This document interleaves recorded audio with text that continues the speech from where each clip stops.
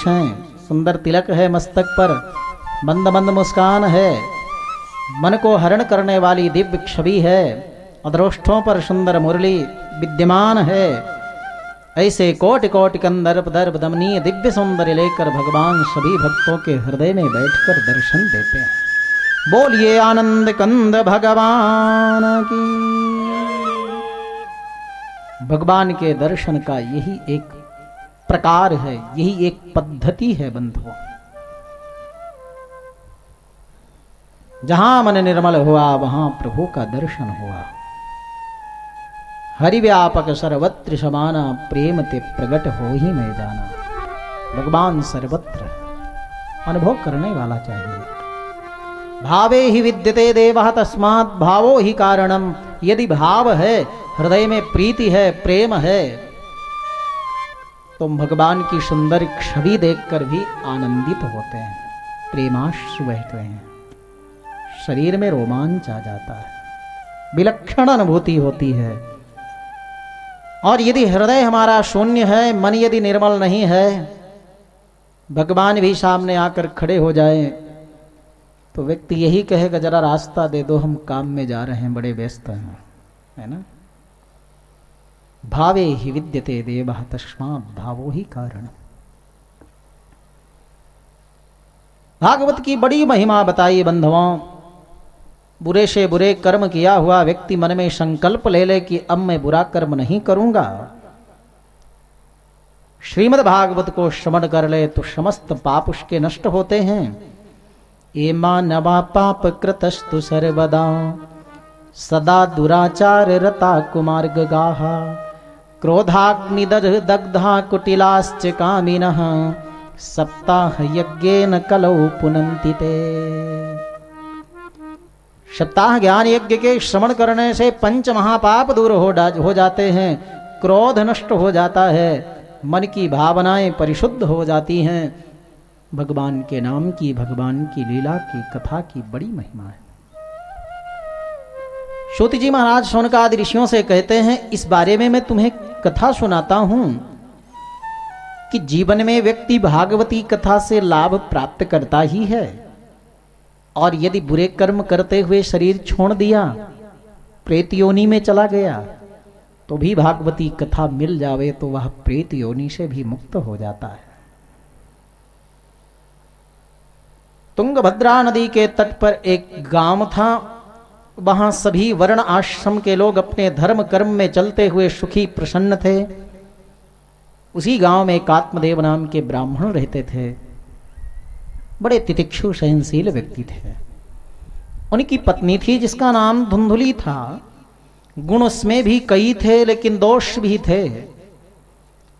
गुणवती थी, सुंदरी थी, सुंदर कुल में जन्म पाई थी। दोष क्या था? स्वाक्य स्थापिका नित्यम, अपने ही वचन पर हठ रहने वाली देवी थी। देवियों का स्ववचन में हठ करना दोष बताया। अगर अच्छी बात है उसके लिए हठ करो, ठीक है, लेकिन घर में 100 साड़ी हैं और अभी व्यवस्था नहीं पति के पास, और आप कोई नई साड़ी का आविष्कार देख लो, जब तक वो साड़ी नहीं आ जाए पति को भोजन ठीक से मिले नहीं, तो हठ ठीक नहीं। सुवाक्य स्थापिका नित्यम, धुंधुली के अंदर दोष था, हठवादी थी। लोकवार्ता रता, सामान्य व्यवहार में, जगत के व्यवहार में गप सड़ाका लड़ाने में बहुत आगे थी, ये भी एक दोष है। क्रूरा, कठोर हृदय थी। प्रायसो बहुजल्पिका, बहुत बोलती थी। कृपण कलह प्रिया, कृपण थी और कलह प्रिय थी। पति से झगड़ा, और घर में कोई था नहीं, पड़ोसी से झगड़ा, ये भी एक दोष है। लेकिन आत्मदेव जी सहनशील व्यक्ति थे, देवी के साथ चलता रहा जीवन।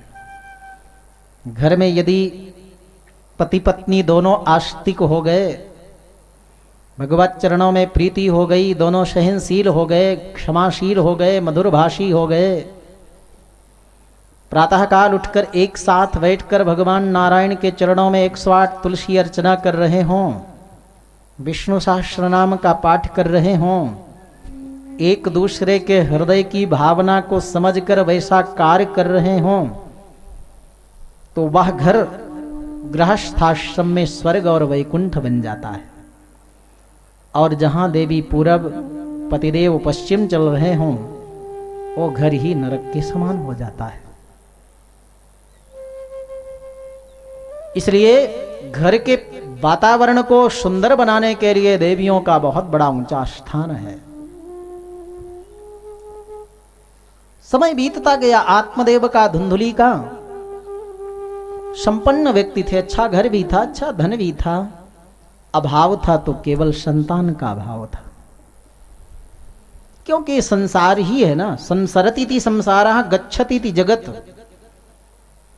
जो परिवर्तनशील है, जो अभावशील है, जो दुखमय है, जो नश्वर है, जो अनित्य है, जो प्रकृतिमय है, जो अपूर्ण है, उसी को तो संसार कहते हैं।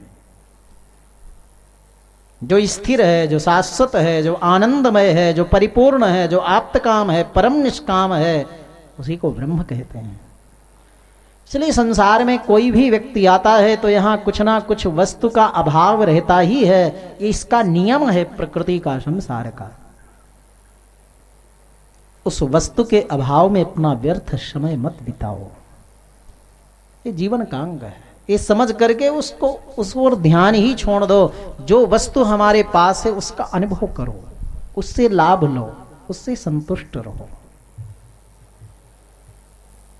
कई बार ऐसा भी होता है, वस्तु का अभाव है हमारे पास, हम उससे दुखी भी नहीं, लेकिन लोग दुखी करने के लिए बाध्य कर देते हैं।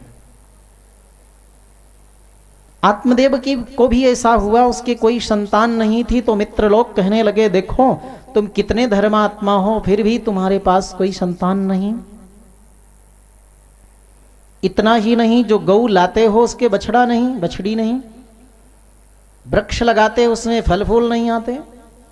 फल घर में लाते हो, रात भर में सड़ जाते हैं।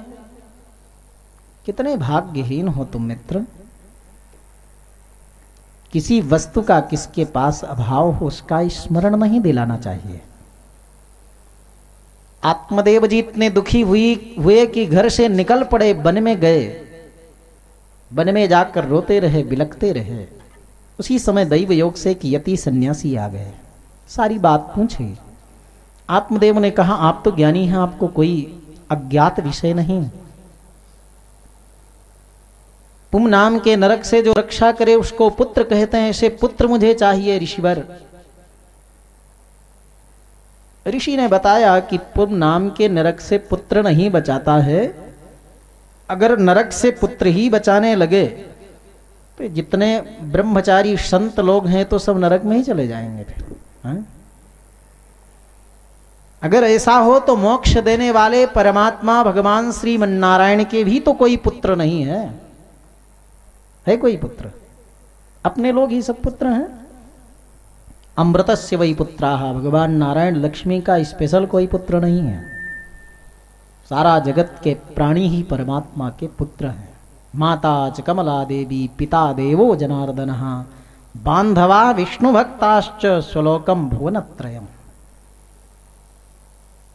व्यक्ति अपने सत्कर्म से, विषम कर्म से ही स्वर्ग नरक जाता है, ये धारणा तुम त्याग दो आत्मदेव।